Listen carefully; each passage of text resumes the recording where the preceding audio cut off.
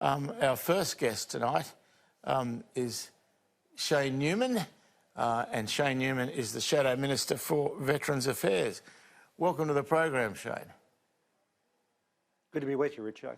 Yeah, now, I know it's been talked about often, and I dabbled with it before I got sick, but this suicide rate amongst former personnel of the Australian Defence Force, why is it so high, and why do we not seem to be able to do anything about it? Doesn't matter who's in power.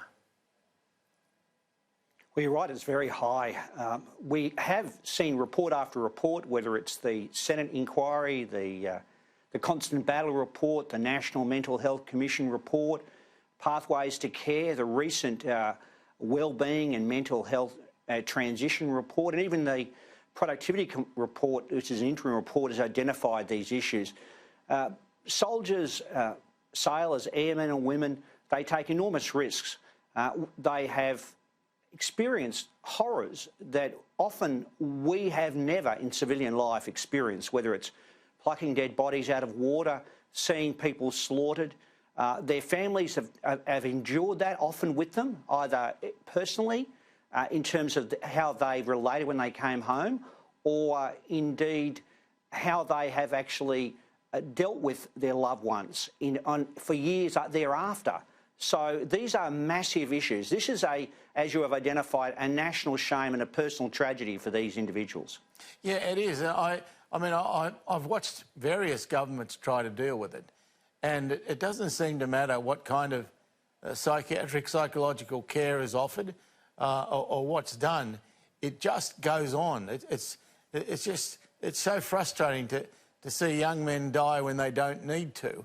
Is there any new way? Has anybody found some brilliant new thing to do? Because it's just to watch this just continue to happen is just so sad.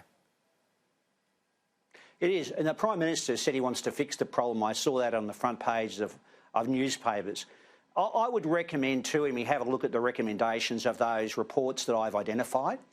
The current system's not fit for purpose. It's archaic, it's outdated, difficult to navigate.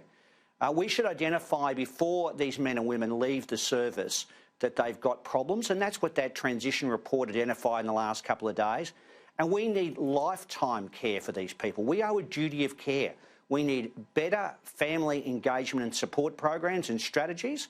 We need better transition in terms of employment. We need ongoing transition advice. And we need to realise that our responsibility as Australians doesn't cease within 12 months of these people leaving service. It's an ongoing responsibility. And, Richo, we spend $13.2 billion a year on Department of Veterans Affairs, and it's not working. The government needs to do better, and we need a whole-of-government approach, and we're prepared to work with the government to try and achieve better outcomes for our men and women. Well, I just want you to have a look at this grab from Darren Chester, which I think really tells us why the problem is so big. Have a look at this.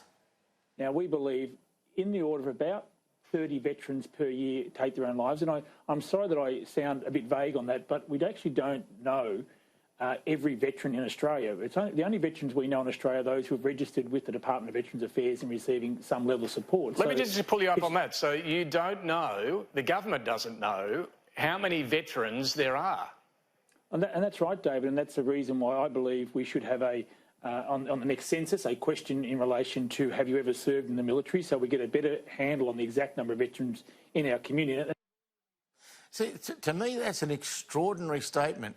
We don't know how many veterans they are. That's mind-boggling. It is. We do know, according to the Productivity Commission, there are about 166,000 veterans who are clients of the Department of Veterans Affairs and over 100,000 dependents as well. But this is why we need a better ICT. This is why we need better data collection and sharing. It's extraordinary. We know how many people join the military. We know when they exit. We know how many people exit. We know that, for example, men and women on average exit 7 to 10 years after they join the military. Why don't we know this information? It's extraordinary, and that's why we need a veteran-centric approach. The government says they're going to do this. The government says they're in transition in relation to this program that will finish in the next few years. I think we need an ongoing reform process in the department, and I think we need major reform in terms of a lifetime approach to supporting our veterans. Yeah, there's something that just lacks every time. And I don't know how many times in the last few decades, even when I was in Parliament, and that's a long time ago, that this gets talked about, but no one has ever found a real solution. I've been out and talked to veterans. I've made a practice of doing that. I've spoken to some who are obviously severely psychologically damaged, who live hermit-like existences. I've spoken to others who are able to, to exist within a framework in society, but even for them, it's a struggle.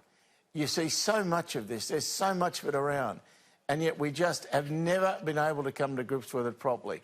I hope someone like yourself gets a shot at it, because it does seem to me you are across it, I think, really well, better than many. Thanks, Richard. You're right. I've got the RAF base at Amberley in my electorate around Ipswich, and there are many RSLs and many people who are engaging with the department. And then I can do a mobile office in a country town like Toogoolawah or Kilcoy, and I'll come across someone who will come and talk to me, and it's quite clear they're away from an urban centre. They're actually trying to deal with these issues themselves, and it's quite clear they've got social, mental health issues, and they need the help that the department needs to provide for them. So I think we've got to do a lot better in this country. Yeah, and it's not just a matter, is it, of throwing money at it. There's a lot more to this than just throwing money. No, not at all. Yeah, and so... Richard, we spend about $47,000 per client a year. It's not about throwing money, it's about better engagement with veterans communities. And, you know, we've got a big problem because we have this stereotype that it's all about, men who are 70, 80, 90 years of age. It's not. 18% of our military are women. And we've got a lot of veterans who are coming back from peacetime and other warlike engagements in the Middle East. And this is a challenge for young men and women and their families as well. Veterans recovery centres, I think, are really critical. We took the last election a commitment to roll them out in places like Darwin, Townsville and Ipswich and Adelaide, and I think these things the government should pick up as well. Yeah, it's a wonder to me they haven't, because it seems to me that this is just one of those areas where partisanship should never even enter into it. It doesn't matter whose idea it was. If it's a good idea, you use it. Yes, I think the Minister has said, and I was recently speaking at the RSL Congress in the ACT just last week, and Darren Chester was there. He is talking about a mental health summit or discussion amongst people. I hope something good comes out of that. But we've got lots of reports that have been identifying this problem, as you've said, for a long time. I think it's time for action, and it's time for the government to really take steps and look at those recommendations and act upon them. Do you think that they're going to, though? I mean, it just seems to me there's always this hesitancy. There's always this should we or shouldn't we, and do we have all the information? I mean, God knows there's enough information out there, isn't there? Well, you saw the Jesse Bird inquiry and the recommendations there. It's up to the government. They're on the Treasury benches, Richo. I'd love to delete the shadow in front of my name and have an opportunity to act in this space, but I haven't. We're in opposition. It's frustrating to be in opposition, but I would offer them bipartisan support across this space. There'll be times, as a member of Her Majesty's Loyal Opposition, when I will actually criticise the government. Even tonight I've mentioned that, I don't think, for example, in the budget, cutting $40 million to allied healthcare and Veterans Affairs is a good thing. That's something they've done in the last budget. But we will offer support as much as we can to support our veterans, and I think you're right, there should be bipartisanship in this space. Now, you mentioned that 18% of them are women, and of course, we don't ever think of women as veterans, do we? I mean, when I think of a veteran, I've never once in my life thought of a woman. Well, there are many women who are coming back who are engaging in these activities, and not just nurses, women in warlike service situations. Just a few years ago, there was a change of the definition of a veteran, that anyone who'd served even a day in the military was considered a veteran.